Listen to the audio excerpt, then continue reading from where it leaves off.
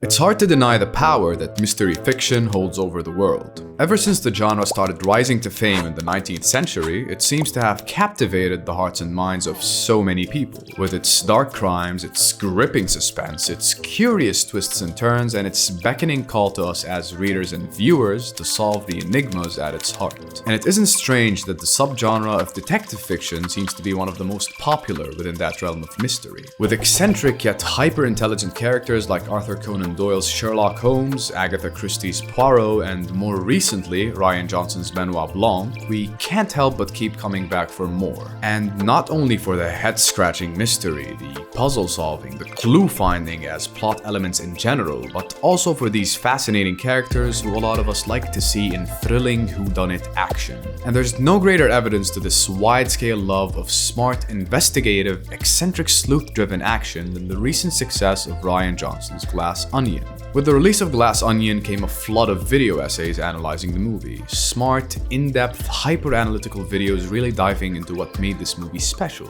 The massive amount of detail that went into it and the well-written, excellently tied together mystery at its core. And the thing is, a movie like this is well worth everyone and their grandma making a video essay on it. There's truly a lot to see here, and a lot that beckons to us mystery lovers and calls to our desire for puzzle solving and clue analyzing. But more than anything, for me personally, this Glass Onion video essay outbreak that I had witnessed and enjoyed, in addition to something Rian Johnson had said in an interview, really got me thinking about what truly makes a piece of detective fiction like this so captivating.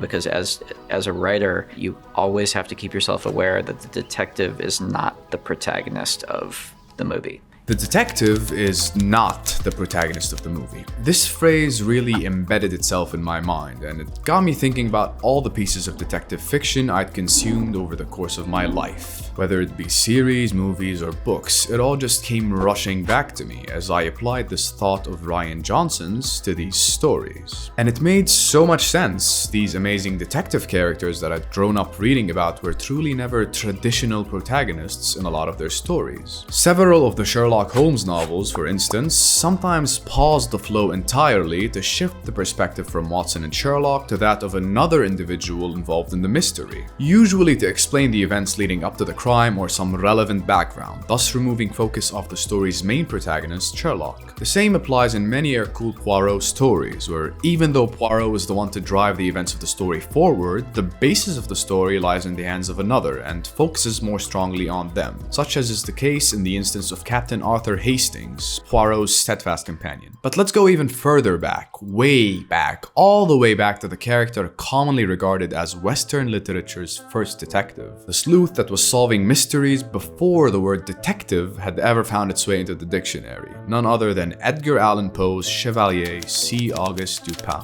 Even this character, featuring in 3 short stories over the course of the years and providing the prototype for practically most detectives in detective fiction, could be argued was not really a traditional protagonist. To put this in a clearer light, while these characters are protagonists, what we can't deny is that usually, in most of the stories they feature in, they play a more omniscient role than your regular protagonist, and are usually more detached than the common protagonist in other genres. His task in it is to be outside this realm of human drama that you're creating with the mystery, and to be almost this godlike figure who floats above it all, and who guides it and solves it. I think that this idea that Rian Johnson implements into the Knives Out movies with Benoit Blanc, what he puts into words here in this interview, encapsulates one of the most captivating aspects of the traditional detective protagonist in detective fiction. What makes these detectives so interesting and makes us eager to see them again? I believe that it is the perfect blend of attention and mystery. At first glance, we're so intrigued by the eccentric detectives in these pieces of fiction because they fascinate us with their odd behavior, their peculiar or unexplainable quirks, their seemingly unexplainable actions at times. We watch the traditional Watson of the story arrive to a conclusion or a deduction, or maybe hold on to a lead they believe is important, but then notice that our traditional Sherlock dismisses it or even ignores it entirely. We wonder what is going through their head, what they know that we don't, and it keeps us interested, wanting to understand more. They belong within league of intelligence of their own and seem to operate on a wholly different level than the viewer. For the most part, we can't be in their heads like with your traditional first-person narrator. We don't know their thoughts, sometimes we don't even know their intentions. We don't know their plans until they announce them or reveal them with the story's denouement, along with their deductions and conclusions. And that mystique, that intrigue, that desire for us to know and understand what they know, it grips us and takes us along for the ride. This aspect of the detective is essential to keep the suspense running and the mystery moving. If we were put in the head of the detective straight away, as you would with your traditional protagonist, we would lose out on the experience of living through this mystery ourselves and making our own analyses as we go along. And to add to this intrigue, writers like Rian Johnson will separate us even further from the detective by removing him even further from the story. You can't center the drama around the detective's dilemma. The idea of building out a mythology of him, of exploring his backstory, of finding out where he came from, completely uninteresting, I think. It's a mystery movie. It's about the mystery. To nail the best aspects of a mystery like this, the story needs to center on the mystery itself and not on the detective that solves it. And this was indeed the case in many of the great detectives' first appearances. Characters like Sherlock and Poirot were built up over the course of a multitude of novels and short stories as we learned more about their origins bit by bit. But when we first met them, we knew little about their backstories. And that's the thing, this lack of information adds to their natural intrigue. It makes them more interesting to follow and makes the moments where they do finally clue us in on something about their lives or about their thoughts and deductions all the more interesting. It's when you add all this mysterious intrigue to the eccentricities and oddities and deductive intellect outwardly displayed by these characters that you get a detective that is memorable and gripping enough to have audiences wanting more. Rian Johnson nails this just right with Benoit Blanc, with the humorous, usually adorable eccentricities as far as the way he looks, acts, and speaks, in addition to an intriguing, sparsely discussed backstory and thought processes, deductions, and plans that we don't learn up until the end. We get attached to the detective's more endearing qualities while simultaneously being constantly attracted to the fascinating intricacies of his mind. This makes for an excellently memorable character who is both fun to see in normal interactions and interesting to follow in intellect-based puzzle solving. Making him a godlike character who floats above it all, as Johnson says, also allows us to immerse ourselves within the mystery further and center the weight of the movie upon that mystery itself. We're also thrust deeper into it on the level of immersion when we're made to look, feel, and associate from within the eyes of another character, another protagonist, which in the case of Glass Onion is Janelle Monáe's character, one who is a more central part of the mystery and much more attached to it. Glass Onion undoubtedly did a lot of things right, more things than I can even count in this video, and things that other people have explained much better than I. But Rian Johnson's decision to continue to make Benoit not be the traditional protagonist, following in the style of the great detectives that came before, and particularly the work of Christie, is what really cemented my respect for this director and writer. It pays homage to the origins of the genre and innovates with it all at once. But speaking of homages to the origins of detective fiction, Glass Onion wasn't the only recent murder mystery whodunit that caught my attention and made me reanalyze the roots of the genre. In fact, another recent contribution to the genre, which may have flown under the radar for a lot of people, is Scott Cooper's bleak midwinter murder mystery, The Pale Blue Eye. Personally, I'd been looking forward to seeing this one for a while because its premise held a lot of potential to really pay respects to the foundations of well-regarded detective stories. The story follows retired detective Auguste Landor as he investigates a gruesome murder at the United States Military Academy, being assisted by a young military cadet who happens to be none other than Edgar Allan Poe. The movie serves as a fictional origin story for the master of mystery and the macabre, diving into the early adult years of the man who would end up defining a huge part of American literature. The character of the retired detective, Auguste Landor, aims to establish a fictional basis for Poe's eventual creation of the first fictional detective,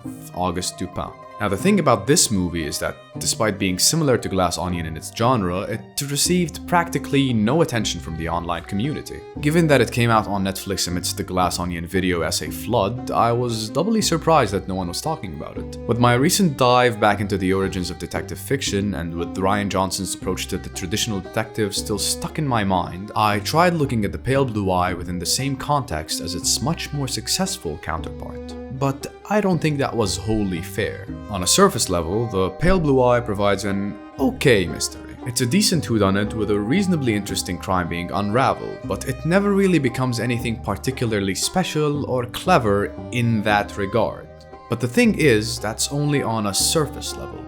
The pale blue eyes approach the character is completely different than Glass Onions. While Rian Johnson uses Benoit as a godlike figure that is, in a way, detached from the mystery itself, Scott Cooper utilizes Auguste Landor in the exact opposite sense. He is an everyman. Clever, but possesses nowhere near the supernatural genius that characters like Holmes, Poirot, and Benoit display. Instead of floating above it all as a guiding hand, he is instead crawling through its depths, getting his hands dirty with all the gritty details. In addition, he is intrinsically involved in the mystery. In a sense, the way that Cooper tackles Landor borrows elements from the hardboiled subgenre of detective fiction. That distinction in character between Auguste Landor and Benoit Blanc is vital because it defines the entire rest of the story. Benoit's detachedness serves to emphasize the mystery as opposed to his character, and gives center stage to Janelle Monáe's character. Landor's strong involvement in the investigation and how he dives into it detracts from the value, suspense, and grip of the overarching murder mystery. But that's only because the intended mystery here is not that of the murder, but that of Auguste Landor himself.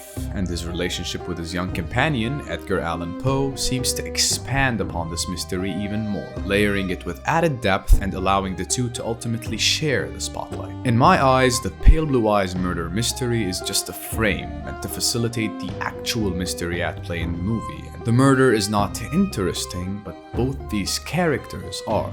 And that's what we're meant to tackle here. That's what we're meant to explore. The mystery we're meant to engage in is not the one that is presented to us explicitly.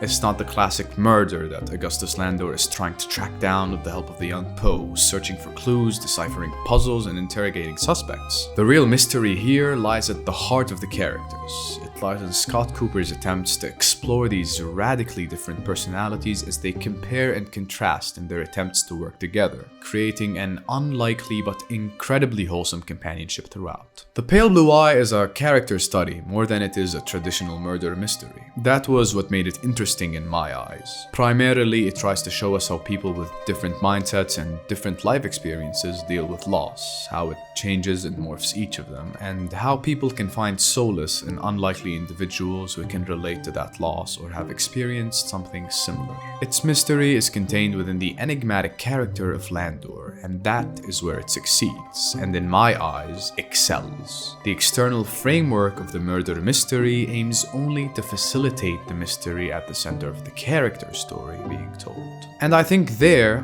the Pale Blue Eye does innovate. It goes in the polar opposite direction of where Rian Johnson and the classics that inspired him go, instead dissecting its character and making him the heart of the mystery, but not enough to lose its detective-led murder mystery whodunit shell. It combines the best of both worlds, paying homage to the genre with a fairly decent mystery that involves the man who pioneered it, while also adding to it by tightly involving the central detective character in a manner that is not totally common in its predecessors. What is the point I'm trying to make in this video? Is there even a point? Maybe. I'm not even sure anymore. I just really enjoyed both these movies for seemingly opposite reasons, and I really felt like talking about them. If there's any takeaway here, it's that you should maybe check out The Pale Blue Eye. It's an interesting watch, and if you don't want to see it for the story, then see it for the picturesque visuals and the phenomenal acting. But yeah, anyways, if you're still watching at this point, I want to thank you sincerely for listening to me ramble on. This video was a bit more casual than the video essays I usually strive to make. More opinionated, less analytical, and generally just more about my feelings and appreciation for these two movies and the detective fiction genre overall. Either way, I do hope that you found some value or entertainment within. Thank you so much for watching. If you enjoyed, consider liking the video and maybe subscribing if you're interested in seeing more video essays like this, and others that I hope are more focused. But either way, take care, and I hope to see you soon. Goodbye.